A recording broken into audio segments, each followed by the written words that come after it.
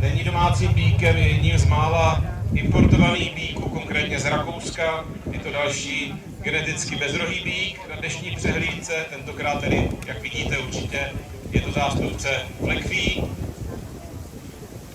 Je to syn býka, který se jmenuje IQ, po něm podědil také tu bezrohost. V pozici otce matky je Edelstein, stejný otec matky jako u Hirsteina, a pak je Folgast.